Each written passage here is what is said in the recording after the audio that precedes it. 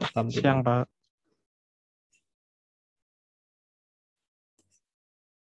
Nah, minggu lalu kan kita materinya tentang itu ya, menentukan jumlah sampel ya, jumlah responden. Jadi kalau kita mau mengukur apa namanya usability sebuah antarmuka itu butuh berapa responden sih? Nah, itu sudah kita bahas minggu lalu. Nah, sekarang pertemuan ini yang kita omongin adalah yang diukur tuh apanya gitu loh. Jadi kita udah ketemu, misalnya respondennya butuh 25. Nah, terus dari 25 responden itu kita harus ngapain? Gitu, apanya yang harus diukur?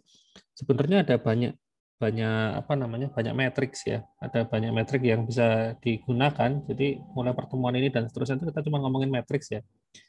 Yang hari ini itu judulnya performance based matrix. Jadi matriks itu kan pengukuran artinya ya. Matriks itu artinya pengukuran. Jadi kalau performance based matrix artinya pengukuran berdasarkan performa ya. Jadi performa user ketika pakai aplikasinya gitu.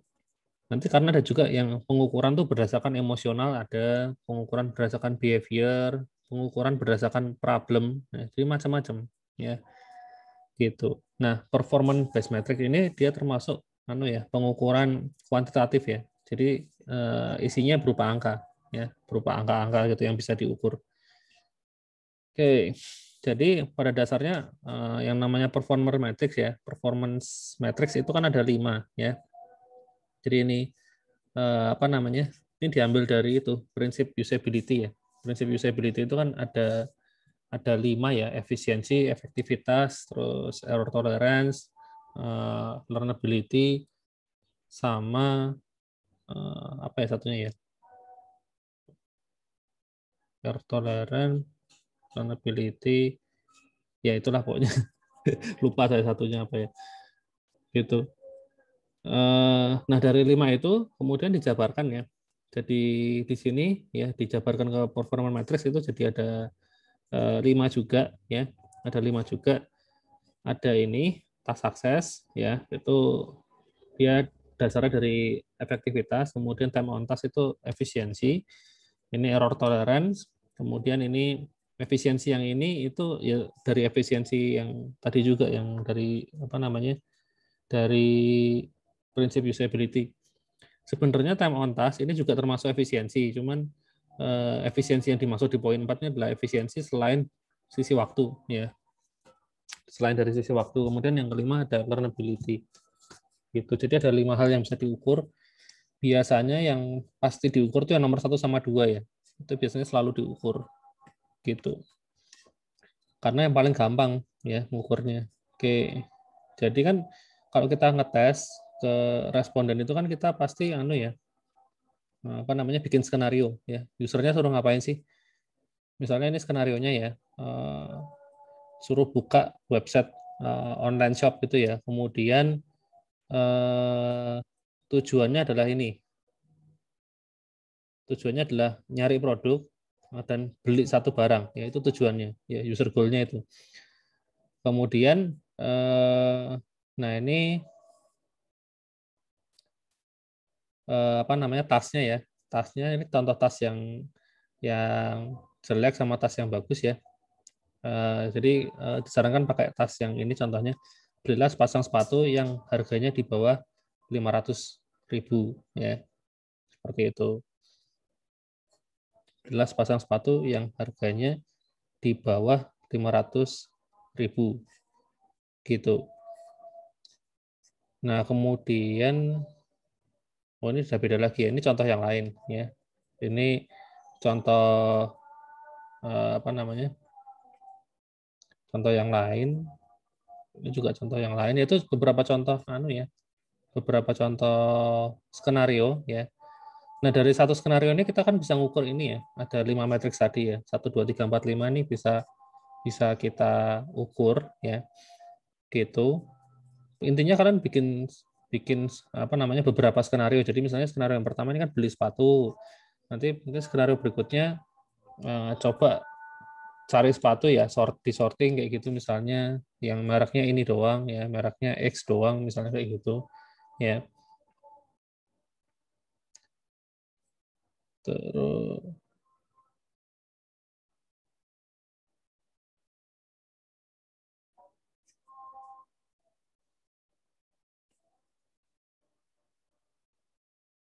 Ada yang tahu nggak kenapa kok yang ini apa namanya disebutnya Furtas?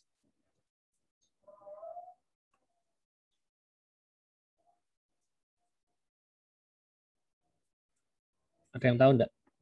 Kenapa kok yang ini lebih bagus dibandingkan dengan tas yang ini? Mungkin karena perintahnya itu terlalu luas, Pak. Apanya? Kata-kata perintahnya terlalu luas ini. Jadi kan tidak tahu kayak kurang spesifik gitu. Oh, justru yang ini malah sangat Oh, spesifik ya. Ada sepatunya sepatu tenis, warnanya. maksudnya kalau yang di bawahnya kan beli sepasang sepatu Ah, yang harganya di bawah 500.000 lah, itu kan ah. kayak ada eh, detail, eh, kayak detail budgetnya gitu loh. Oh, yang ini ada detail Kalau nah jenisnya, itu iya sih. detail warnanya, detail Cuman mereknya. mungkin eh, kayak untuk Kayak apa? realistisnya itu kan Oh, eh, tidak menyertakan budgetnya gitu Pak. Jadi kurang oh. gitu Pak. Sebenarnya gini. Nah, ini di bawah ini yang hijau ini loh. Ini sudah ada alasannya. Jadi Oh gini. iya, tidak Ya, membaca. hampir betul, hampir betul. Intinya realistis, betul. Jadi gini, kalau misalnya nih eh, kalian saya suruh pakai tas yang ini ya, kamu coba nih beli sepasang sepatu tenis ya, warna biru, mereknya Nike. Nah, pertama, emangnya kamu suka main tenis? Ya kan, belum tentu kan. Jangan-jangan main tenis aja nggak pernah gitu loh. Ngapain beli sepatu tenis gitu.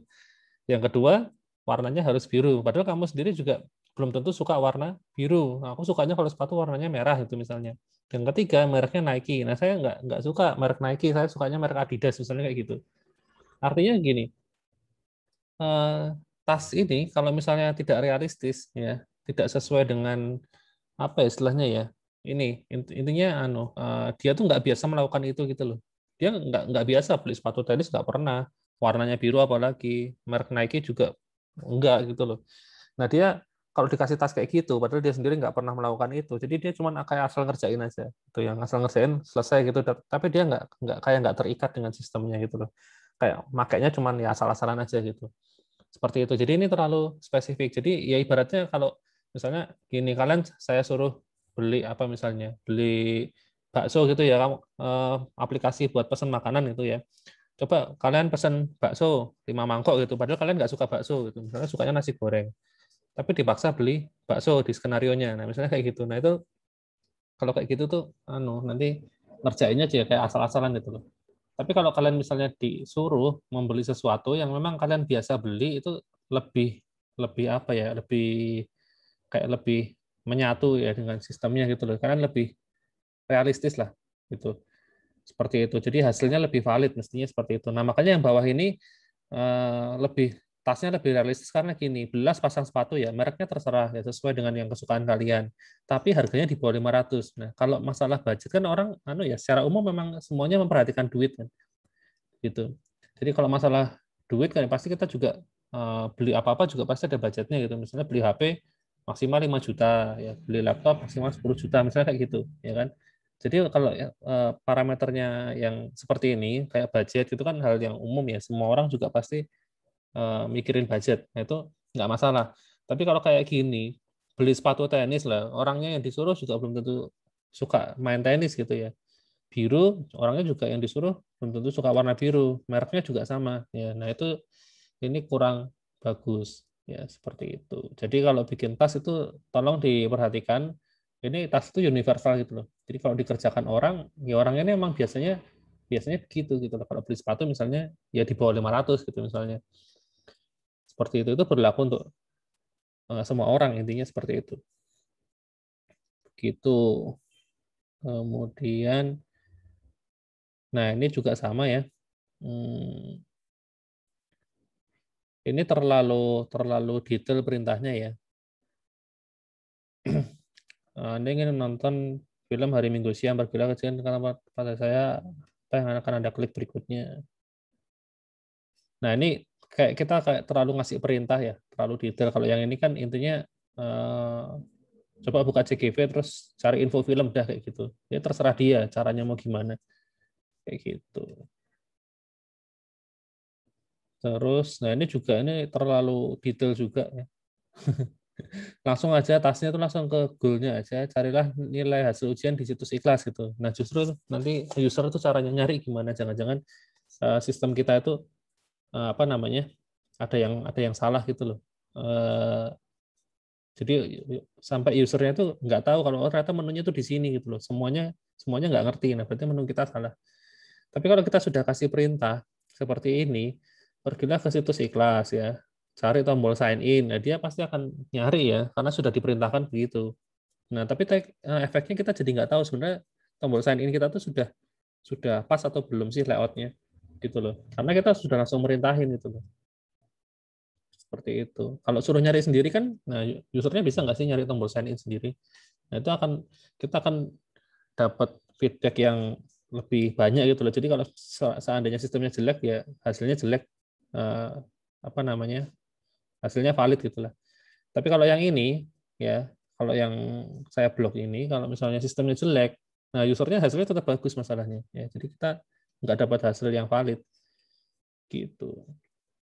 Tentang skenario ya. Nah dari skenario itu biasanya kan kita bikin beberapa skenario ya. Contohnya di sini ada 10 skenario, 10 task gitu. Kemudian masing-masing skenario itu kita hitung berhasil atau enggak ya. Itu namanya binary success. Ya, atau task success yaitu yang matriks yang pertama tadi, yang paling atas ya, task success. Itu berhasil atau enggak dia mengerjakan task. Nah, ini sih sepele ya, kalau berhasil dikasih angka 1, kalau gagal ya 0.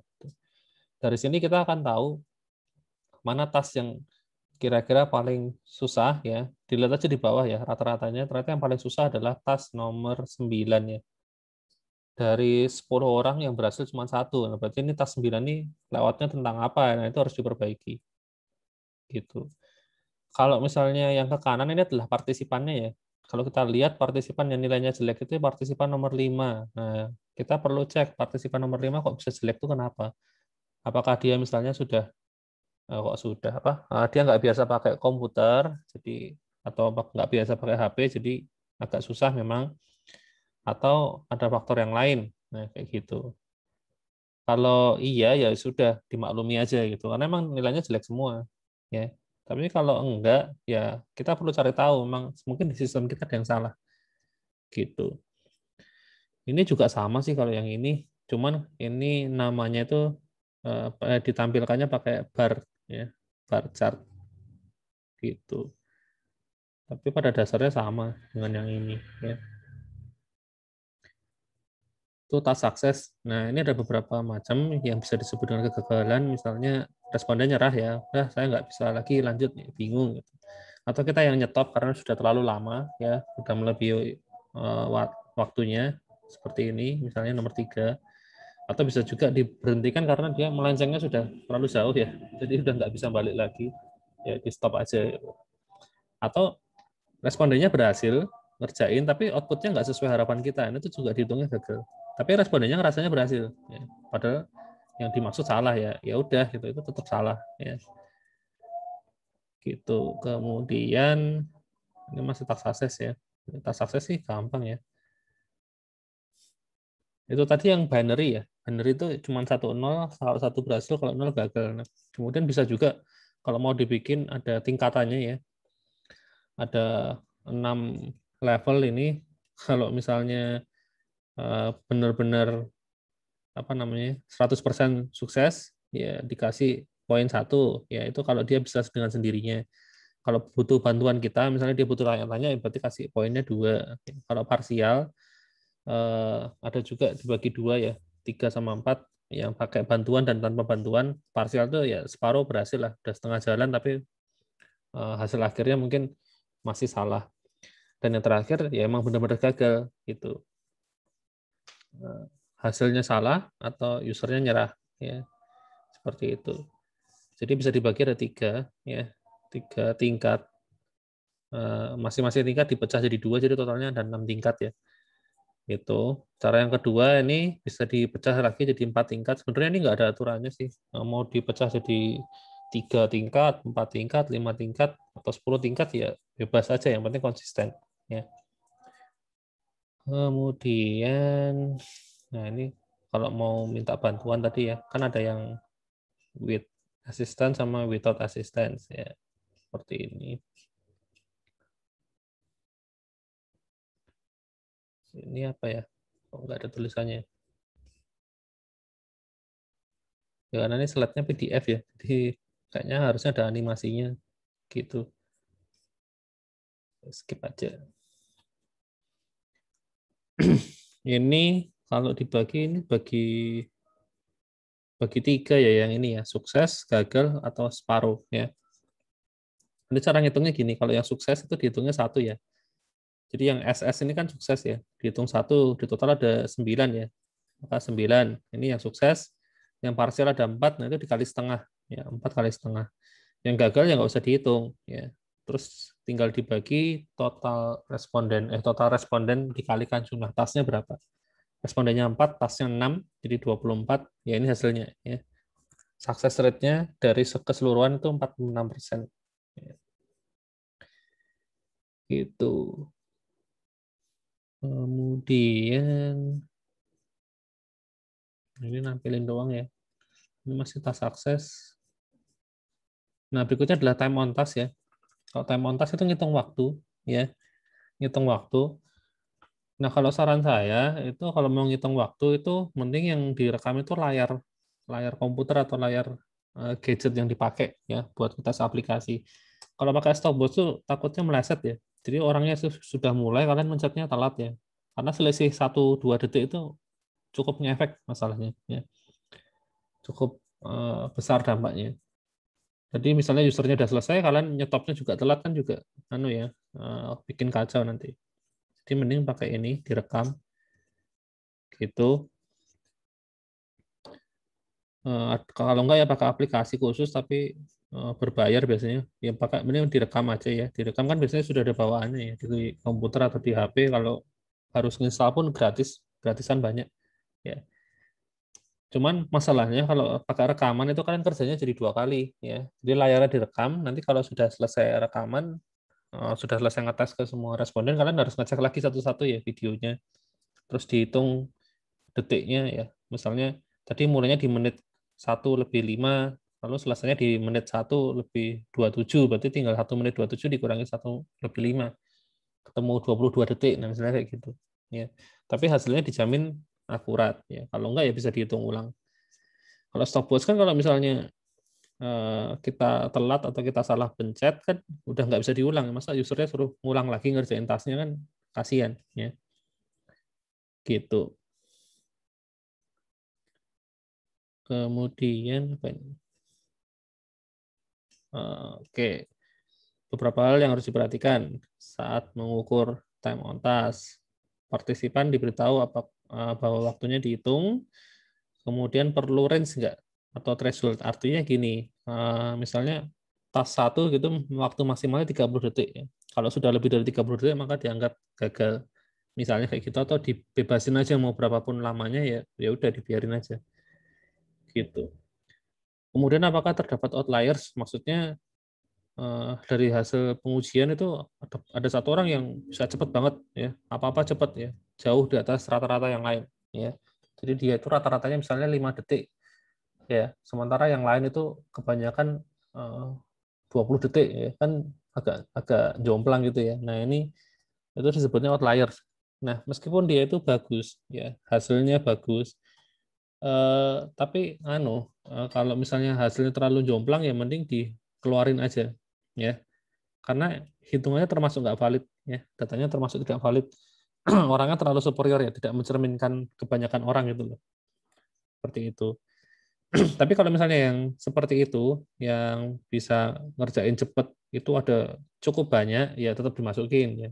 Tapi kan tadi kan kasusnya kalau cuma 1 orang ya, kalau cuma 1 orang ya dibuang aja gitu. Itu outlier. Termasuk kalau misalnya ada orang yang jelek sekali ya, performanya tuh sangat-sangat lambat ya, secara keseluruhan lambat, itu juga mending dibuang aja ya, karena itu outlier ya. Itu tadi, tapi dilihat dulu dari populasinya yang kayak gitu berapa ya. Kemudian ini juga waktu yang mau dihitung adalah waktu seluruhnya atau waktu yang sukses aja. Ini juga pilihan masing-masing ya. Ada yang dihitung itu yang kalau misalnya task suksesnya itu berhasil ya, benar-benar sukses baru waktunya dihitung. Kalau gagal ya waktunya nggak usah dihitung. Gitu. Karena gini, kadang-kadang ada yang dia itu gagal ngerjain, tapi waktunya itu cepat. Jadi misalnya rata-rata responden butuh waktu 15 detik ya. Orang ini cukup misalnya 7 detik udah selesai, tapi salah gitu loh. Nah, itu kan sebenarnya percuma kan kalau dipikir-pikir. Meskipun dia cepat kan tapi hasilnya salah. Ya, jadi mending nggak usah dihitung. Ya, kayak gitu. Takutnya merusak hitungan. Gitu. Jadi memang ada ya orang yang masukin semua, pokoknya semua waktu dihitung. Ada juga yang dihitung cuma yang sukses aja. Nah, itu juga pilihan masing-masing. Gitu. Kemudian itu saya montas sudah ya. Itu doang. Kemudian error, kalau error tuh sebenarnya relatif gampang ya. Ya intinya cuma ngitung doang ya. Ngitung berapa kesalahan yang dilakukan oleh user ya. Jadi kesalahan itu misalnya apa namanya? Misalnya halaman ya. Dari halaman A itu harusnya lari ke halaman C, terus lari ke halaman G gitu misalnya. Harusnya ya. Dari A ke C terus ke G. Nah, ternyata orangnya itu dari A itu pindah ke halaman B. Nah, itu kan sudah satu kesalahan. Nah, itu dihitung satu itu. Dari halaman B dia pindah ke halaman E gitu misalnya. Itu dua kesalahan. Dari E dia ke halaman F ya. Berarti tiga kesalahan. Dari F dia baru balik ke C. Nah, C kan yang benar tadi ya. Ya sudah, berarti ada tiga kesalahan. Meskipun nanti ujung-ujungnya berhasil, tapi errornya kan ada. Ya, gitu. Karena yang seperti itu, kalau misalnya kita cuma ngukur dari task sukses, ya dia berhasil. Ujung-ujungnya emang berhasil. Time on task juga ada waktunya ya, meskipun agak lama, tapi kan ya nggak masalah juga gitu loh. Nah, yang perlu dilihat adalah errornya. Jadi dia untuk mencapai ke situ, ya ke goalnya itu ada hambatan nggak sih, gitu loh. Jadi kalau dari waktunya doang sama keberhasilan, ya susah ya, agak susah, gitu. Apa namanya di tengah-tengahnya untuk menilai ada hambatan atau enggak, itu pakai ini error. Kemudian data salam, ya itulah ini contoh-contohnya aja ya.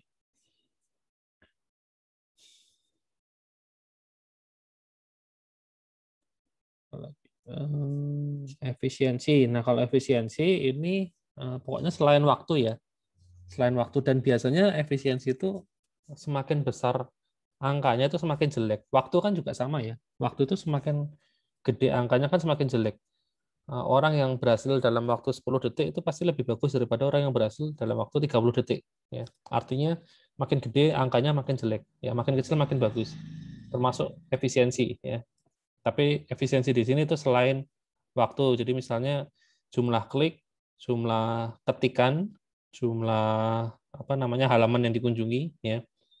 Jadi kalau misalnya kita hitung dari misalnya mau beli beli handphone ya di sebuah marketplace gitu, kita cobain ya, paling sedikit itu harusnya jumlah kliknya itu 5 kali klik misalnya gitu, sudah cukup harusnya. Nah, ternyata si usernya itu dia butuh 15 kali klik. Wah, kan banyak banget tuh. Bengkaknya banyak ya. Nah, itu apa namanya? Bisa kita hitung efisiensinya dengan cara jumlah minimal dibagi jumlahnya dia. Jadi jumlah minimal kan 5, ya kan dibagi jumlahnya dia 15. Nah, maka ketemu hasilnya sekitar 33% ya, sepertiganya. Gitu efisiensinya.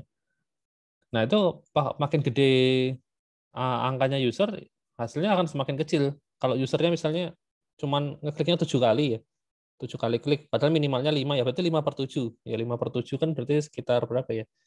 Sekitar 60 atau 70% ya, 70-an persen lah. Nah, itu kan masih lumayan bagus ya. Dibandingin tadi 15 klik itu cuma 33%. Itu. Demikian juga dengan jumlah ketikan atau jumlah halaman, ya makin banyak apa namanya dia ngetik atau makin banyak dia pindah-pindah halaman, maka hasilnya akan makin jelek. Ya, itu efisiensinya akan semakin rendah. Seperti itu. Nah, kemudian yang namanya efisiensi itu juga sebenarnya bisa dihitung dari ini tadi, task sukses, ya, task success atau task completion rate dibagi dengan ini task time. Ya, ketemulah efisiensi. Gitu. Jadi kalau ada orang yang bisa ngerjain tasknya sampai perfect ya 100%, tapi ternyata waktunya lama ya itu juga nggak efisien. Ya. Kalau ada orang yang apa namanya tasnya nggak berhasil sepenuhnya ya misalnya cuma separuh tapi task time-nya cepat nah itu juga nggak efisien. Efisien itu kalau dia bisa ngerjain komplit waktunya cepat nah itu baru efisien. Nah ini rumusnya ini gitu seperti itu efisiensi. Nah aspek yang terakhir itu learnability ya. Learnability itu sebenarnya dihitungnya dari task time juga sih ya task time. Jadi aslinya tuh sebenarnya yang kita hitung itu cuma beberapa komponen aja kok. Jadi keberhasilan dan waktu. Intinya sih cuma itu, ya. Ya sama jumlah klik itu misalnya kalau mau ditambahin boleh aja. Paling cuma 3 itu ya. Nah, dari situ kita bisa dapat 5 matriks tadi ya. Seluruhnya bisa kita dapetin.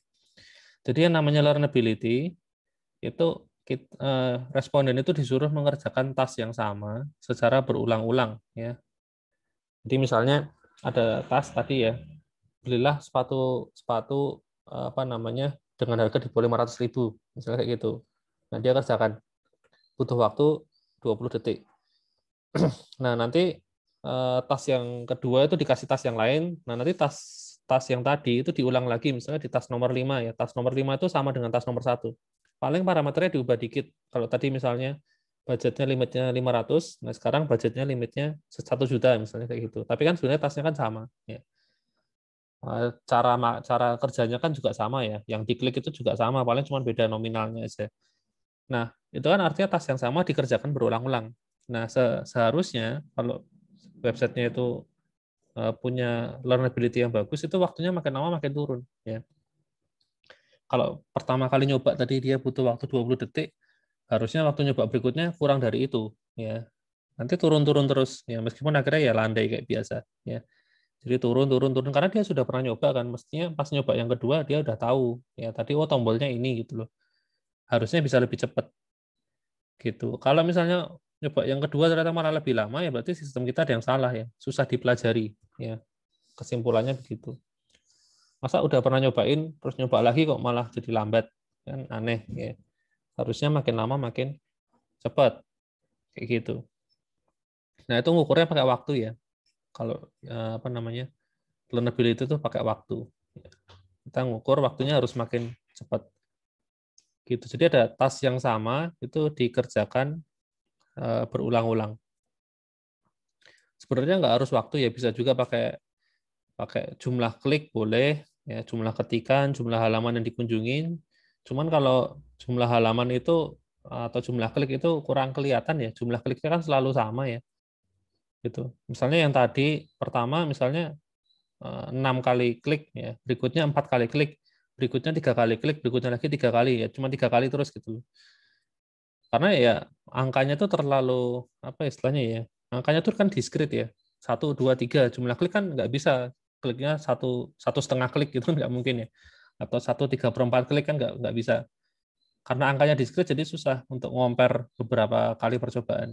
Tapi kalau waktu itu kan angkanya kontinu ya, angkanya kontinu ada koma-komanya sampai detail. Jadi kalau yang tadi pertama kali misalnya 20,73 milisecond misalnya kayak gitu. Nanti pas nyoba lagi 20,13 milisecond, nah itu kan sudah berbeda. Ya, ada penurunan meskipun kecil banget ya. Tapi at least kan ada angkanya tuh sampai detail kalau waktu ya karena continue. Tapi kalau ya tadi kalau misalnya kayak kayak jumlah klik, jumlah halaman itu kan angkanya bulat-bulat semua ya, nggak bisa pecah gitu. Jadi disarankan pakai waktu aja, time on task.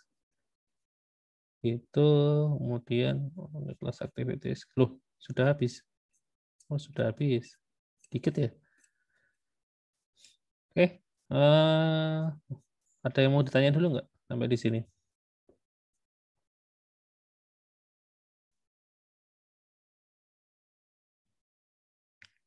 Apa nih? Ada chat. Karena jelasnya, oh ini yang jawab yang pertama tadi ya. Yang sepatu ini tadi. Adakah yang mau ditanyakan?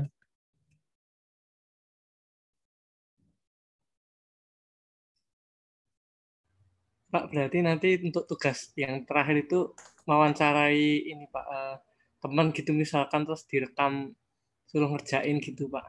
Iya, gitu boleh. Kalau mau pakai performance based Oh metric iya. ya seperti itu caranya. Suruh nyobain, terus kamu ukur gitu. Oh iya Pak. Hmm. Kan matriksnya ada banyak ya. Ini ada yang performance based matrix, ada yang issue based matrix, macam-macam. Kalian boleh pilih Oh iya Pak. gitu. Ada Pak lagi yang untuk mau kuis ditanyain? belum Pak. Untuk kuis belum Oh dibuka. iya, lupa saya. Saya dari kemarin tuh banyak kerjaan jadi lupa bikin itu ya. Sejak modelnya kemarin apa bermasalah tuh, terus kita kan pindah ke yang baru. Nah, itu belum sempat saya taruh lagi di sana. Itu Iya nanti Pak. nanti saya kasih waktunya agak agak lama deh. Baik Pak. Besok kan pas itu ya, ada libur Lebaran, nah itu bisa saya kasih sampai situ juga aja deh waktunya. Dia agak Oh. lama ngerjainnya. Ada berapa kali sih kita kurang 3 kali apa ya? Sebentar saya lihat dulu. Yang belum itu. Minggu lalu jelas belum ya. Minggu sebelumnya kuis terakhir itu kapan ya? Temuan 8 ada. Oh, 9 sama 10 ya, 2 kali. 2 kali belum. Sama yang sekarang berarti 3.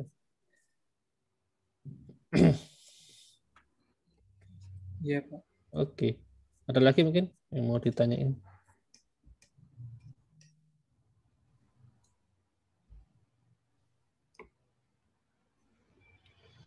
Sepertinya tidak ada. Oh ya, jangan lupa ya, yang tugas terakhir itu kan harus booking ya, booking mau yang diuji apa itu, aplikasi apa atau website apa itu. Silahkan di chat di grup Telegram ya, supaya nggak ada yang kembar nanti. Baik Jangan Pak. lupa. Hmm.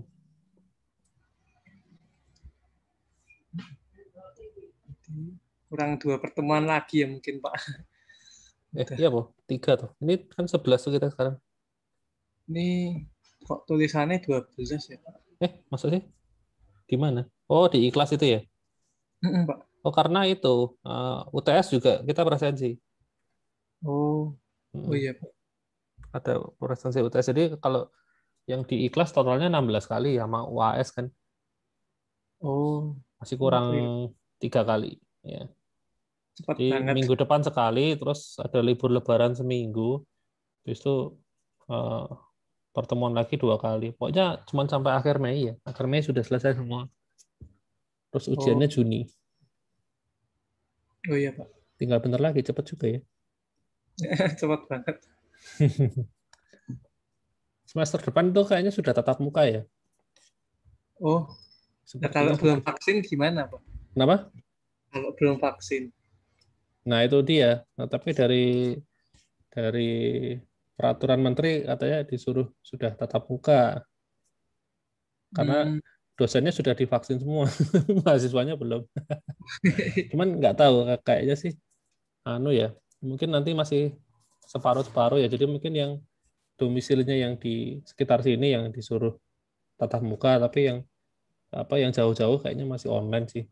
Mungkin kayak gitu ya. Kurang tahu juga atau eh, di jadi 2 mode gitu ya. Di kelas itu ada tatap muka tapi kayak ada apa namanya live-nya juga. Cuman kalau kayak gitu repot ya alat-alatnya itu loh. Berarti semakin Saking canggih. Bagus. ya semakin canggih tapi nyiapinnya setengah mati. Iya Pak. Takutnya kan misalnya apa namanya harus harus sama kan tetepan kan di kelas yang tatap muka langsung sama yang online gitu kan. Apa namanya kalau misalnya yang online tiba-tiba putus kan kasihan juga. Yang di kelas tetap bisa jalan tapi yang online misalnya koneksinya bermasalah gitu ya kayak gitu. Iya sih Pak. Mm-mm. Nah, dosanya kan nggak kadang nggak tahu ya. Ternyata kalau yang online bermasalah gitu. Mau yang di kelas lancar gitu kan. Ya karena tatap muka langsung kayak gitu. Nggak tahu nanti kayak Pak. gimana. Masih agak lama juga kan kita kan kuliah lagi bulan apa sih semester depan tuh? Agustus kali ya, Agustus akhir atau awal September mungkin. Ya nanti kita lihat aja. Gitu. Ada lagi nggak yang mau ditanyain? Belum saya, Pak.